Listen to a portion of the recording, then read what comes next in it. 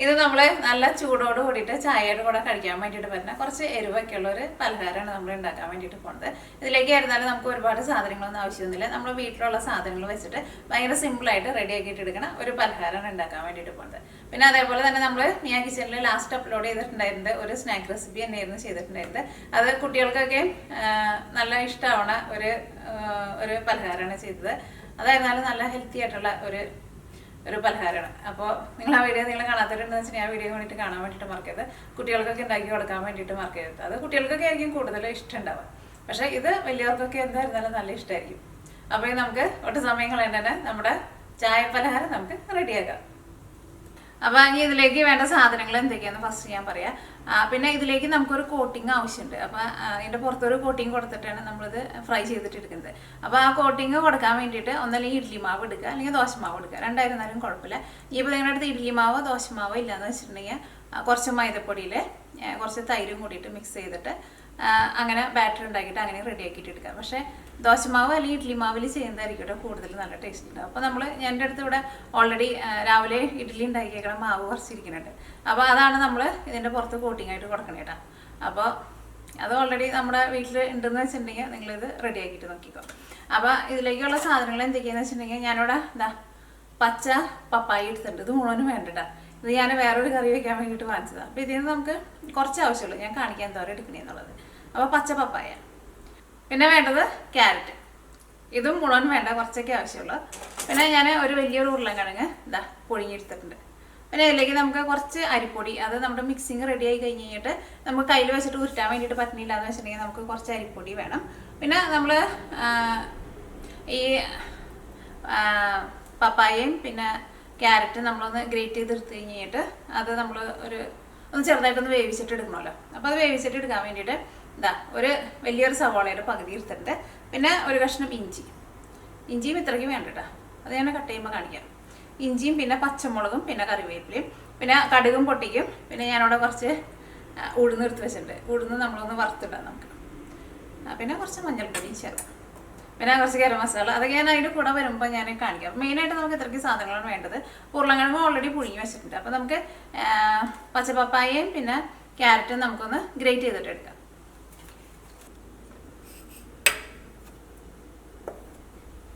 അപ്പോൾ ഈ പച്ചപ്പപ്പായ വെച്ചിട്ട് ഞാനൊരു വെജിറ്റേറിയൻ ഊണ് എൻ്റെ ഒരു വീഡിയോ ചെയ്യണമെന്നുണ്ട്. അപ്പോൾ അതിന് വേണ്ടിയിട്ട് പപ്പായ വാങ്ങിച്ചത്. അപ്പോൾ ഇതിലേക്ക് രണ്ടിലേക്കും എടുക്കാനുള്ളതുണ്ട്. അത് അപ്പോൾ ഇതിൽ നിന്ന് നമുക്ക് ഒരു ചെറിയ കഷ്ണം എടുക്കാം പപ്പായ.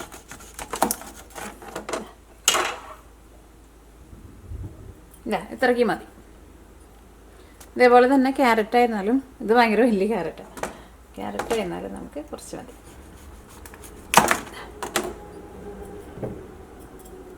ഇതൊന്ന് ഇതിൻ്റെ ഈ തൊലിയൊന്ന് കളഞ്ഞിട്ട് ഇത് ഒന്ന് ഗ്രേറ്റ് ചെയ്തിട്ട് എടുക്കാം നമുക്ക്.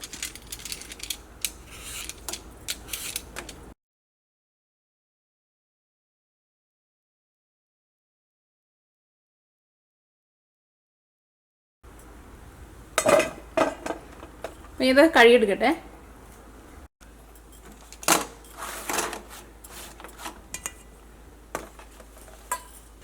അപ്പോൾ ഇത് കഴുകിയെടുത്തിട്ടുണ്ട്. ഇനി ഇത് നമുക്ക് ഒരു ഗ്രേറ്ററിന് വെച്ചിട്ട് അതൊന്ന് ഗ്രേറ്റ് ചെയ്തിട്ട് എടുക്കാം.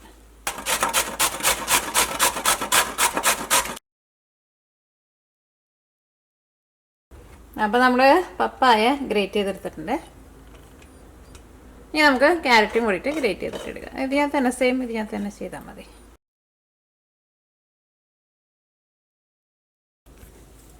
അപ്പോൾ ഇതാണ്ട് നീക്കി വയ്ക്കാം.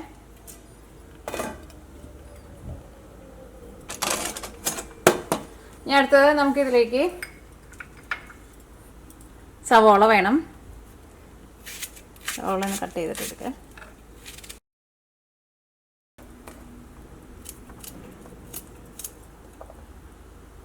ഒരു ചെറിയ കഷ്ണം ഇഞ്ചിയും വേണം. ഇത്രയ്ക്ക് വേണ്ടത്, കുറച്ച് വലുതാണ്.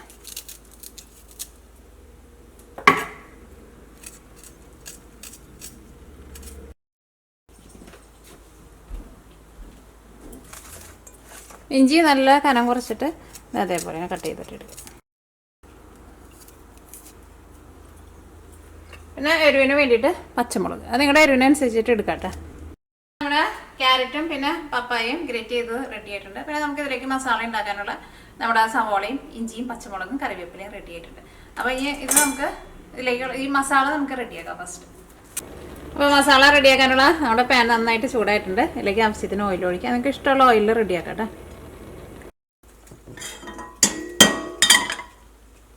അപ്പോൾ ഓയിൽ ചൂടായിട്ടുണ്ട്. ഫസ്റ്റ് കടുക് പൊട്ടിക്കാം.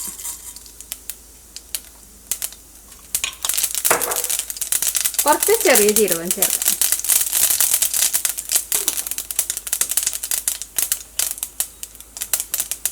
ഇതിലേക്ക് നമ്മൾ കട്ട് ചെയ്ത് വെച്ചേക്കണ സവോള, ഇഞ്ചി, പച്ചമുളക്, കറിവേപ്പില അതൊക്കെ ചേർക്കാം.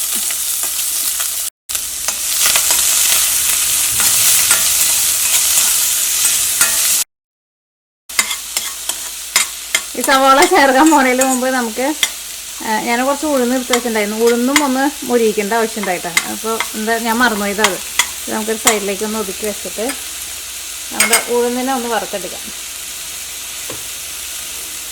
അടുത്ത് വെച്ചിട്ടുണ്ടായിരുന്നു, പക്ഷെ മറന്നുപോയി.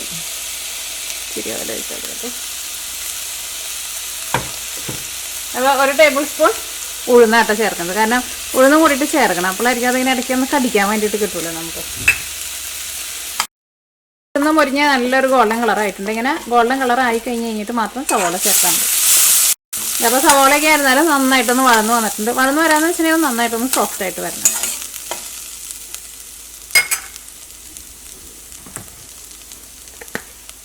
ഇതിലേക്ക് നമുക്ക് മഞ്ഞൾപ്പൊടി ചേർക്കാം. 1/4 ടീസ്പൂൺ മഞ്ഞൾപ്പൊടി. അപ്പോൾ മഞ്ഞൾപ്പൊടി ഇതിൻ്റെ കൂടെ കിടന്നിട്ട് നന്നായിട്ട് മുരിഞ്ഞിട്ടുണ്ട്. ഇതിലേക്ക് നമ്മൾ ഗ്രേറ്റ് ചെയ്ത് വെച്ചേക്കണ നമ്മുടെ പപ്പായയും പിന്നെ ക്യാരറ്റും ഉണ്ടല്ലോ, അത് ചേർക്കാം.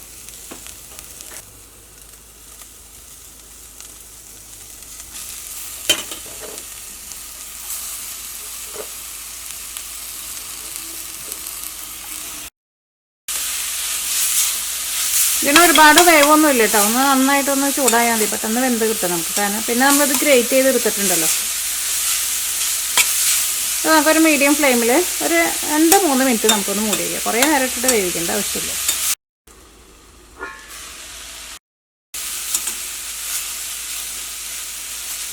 അപ്പോൾ ഇത് വെന്തിട്ടുണ്ട്. അപ്പോൾ ഞാനിവിടെ 5 മിനിറ്റ് ആയിട്ട് മൂടി വെച്ചിട്ടുണ്ടായിരുന്നു. അതിൻ്റെ ഇടയ്ക്ക് ഞാൻ ഒരു പ്രാവശ്യം ഒന്ന് ഇളക്കിയും കൊടുത്തിട്ടുണ്ടായിരുന്നു.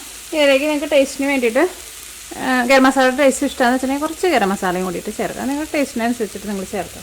ഫസ്റ്റ് കുറച്ച് ചേർക്കാം. അത് കഴിഞ്ഞിട്ട് മിക്സ് ചെയ്ത് കഴിഞ്ഞിട്ട് പിന്നെ ടേസ്റ്റ് നോക്കിയിട്ട് പിന്നെ വേണമെന്ന് വെച്ചിട്ടുണ്ടെങ്കിൽ അതനുസരിച്ചിട്ട് ചേർത്തോളൂ. ഇനി ഞാനിവിടെ ഒരു വലിയൊരു ഉരുളൻകിഴങ്ങ് പുഴുങ്ങിയെടുത്തിട്ടുണ്ട്. ഇതും കൂടി ചേർത്തിട്ട് നമുക്ക് ഇതിൻ്റെ കൂടെ കുഴച്ചിട്ടിടുക. അപ്പോൾ ഇതിലേക്ക് നമ്മൾ ഉപ്പ് ചേർത്തിട്ടില്ല, ഉപ്പും കൂടി ചേർക്കണം. ഉരുളൻകിഴങ്ങ് ചേർക്കാം. ഉരുളൻകിഴങ്ങ് വേണമെന്ന് വെച്ചിട്ടുണ്ടെങ്കിൽ ഗ്രേറ്റ് ചെയ്തിട്ട് ചേർക്കാം. പക്ഷേ അതിൻ്റെ ആവശ്യമില്ല. ഇത് ഓൾറെഡി നമ്മൾ ഉരുളൻകിഴങ്ങ് നന്നായിട്ട് വെന്തിട്ടുണ്ടല്ലോ. ഇതിലേക്ക് ആവശ്യത്തിന് ഉപ്പ് ചേർക്കാം.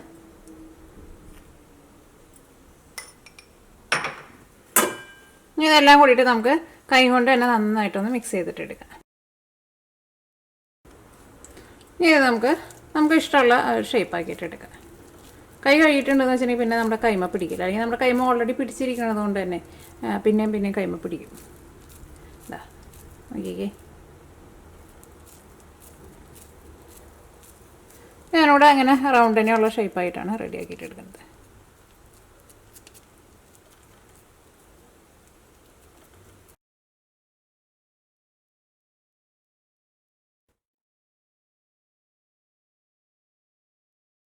അപ്പോൾ ഇതെല്ലാം നമ്മൾ ഇതേപോലെ ഇങ്ങനെ ഷേപ്പാക്കിയിട്ട് എടുത്തിട്ടുണ്ട്.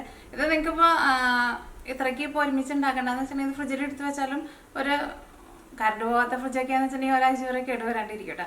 അപ്പോൾ ഇനി ഇത് നമ്മുടെ ദോശമാവിൽ മുക്കിയിട്ട് നമ്മൾ വറുത്തെടുക്കാൻ വേണ്ടിയിട്ട് പോവാം. അപ്പോൾ നമുക്കിത് മുക്കി പൊരിക്കാനുള്ള നമ്മുടെ ഇഡ്ഡലി മാവ്, ഇത് ഞാൻ രാവിലെ ഇഡ്ഡലി ഉണ്ടാക്കിയിട്ട് ബാക്കിയുള്ള മാവാട്ടാ. ഇത് വെച്ചിട്ട് നമുക്ക് ഇഡ്ഡലി അല്ലെങ്കിൽ ദോശ, ഇഡ്ഡലി മാവ് വെച്ചിട്ട് നമുക്ക് ദോശ ഉണ്ടാക്കണേനും കുഴപ്പമൊന്നുമില്ല.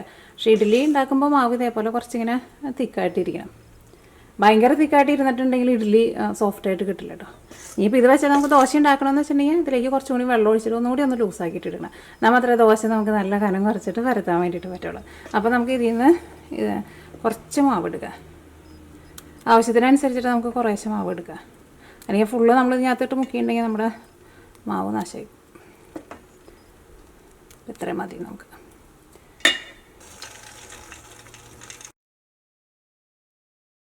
ഓരോന്ന് എടുക്കുക. ജസ്റ്റ് ഒന്ന് ദോശമാവിൽ 2 സൈഡും ഒന്ന് മുക്കുക.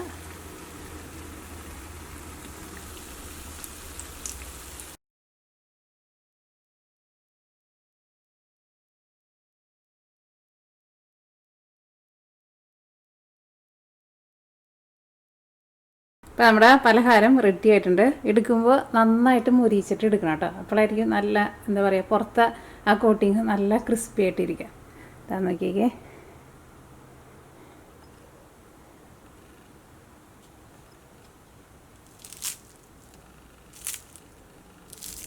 കണ്ട വേണ്ടിയിട്ട് നല്ല ടേസ്റ്റ്. അപ്പോൾ ഞാൻ കഴിച്ച് നോട്ടെ കേട്ടോ. പിന്നെ ഇത് കഴിക്കുമ്പോൾ നല്ല ചൂടോട് കൂടിയിട്ട് കഴിക്കാം. അപ്പോഴായിരിക്കും നല്ല ടേസ്റ്റ് ഉണ്ടാവുക. ചൂടാറിയാലും ടേസ്റ്റ് ഉണ്ടാവും, പക്ഷേ ചൂടോടുകൂടി കഴിക്കുമ്പോൾ കുറച്ചും കൂടി നല്ലൊരു എന്താ പറയുക, നന്നായിട്ട് ഇങ്ങനെ മുരിഞ്ഞ പോലെ നമുക്ക് കഴിക്കാൻ വേണ്ടിയിട്ട് പറ്റും. അപ്പോൾ ഞാനൊന്ന് കഴിച്ച് നോക്കിയിട്ട് പറയാം. ഇതിപ്പോൾ അത്യാവശ്യം നല്ല ചൂടുണ്ട് കേട്ടോ.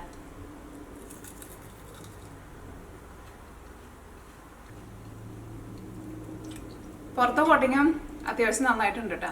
ആ പുറത്ത് നന്നായിട്ട് ഇങ്ങനെ മുരിഞ്ഞ് നല്ല എന്താ പറയുക, നമ്മൾ വായിൽ വയ്ക്കുമ്പോൾ തന്നെ നന്നായിട്ട് ഇങ്ങനെ കടിക്കാൻ വേണ്ടിയിട്ട് നമുക്ക് നല്ലൊരു മുരിച്ചിലുണ്ട്. ഉള്ളിലേക്ക് ചെന്ന് കഴിയുമ്പോൾ നമ്മുടെ ഫില്ലിങ് രണ്ടും കൂടിയിട്ട് കഴിക്കാൻ വേണ്ടിയിട്ട് നല്ല ടേസ്റ്റാണ്. ഒന്നുമില്ലാണ്ട് വെറുതെ തന്നെ കഴിക്കുക, അല്ലെങ്കിൽ ചട്നി കൂട്ടിയിട്ട് കഴിക്കുക, അല്ലെങ്കിൽ കെച്ചപ്പിൽ മുക്കിയിട്ട് വേണമെന്ന് വെച്ചാൽ അങ്ങനെ കഴിക്കുക. പക്ഷേ എനിക്ക് വെറുതെ തന്നെ കഴിക്കാനാണ് ഇഷ്ടം. അപ്പോൾ നിങ്ങൾ ട്രൈ ചെയ്ത് നോക്കണം. ട്രൈ ചെയ്ത് നോക്കിയിട്ട് ഫീഡ്ബാക്ക് പറയാൻ വേണ്ടിയിട്ട് മറക്കരുത് കേട്ടോ.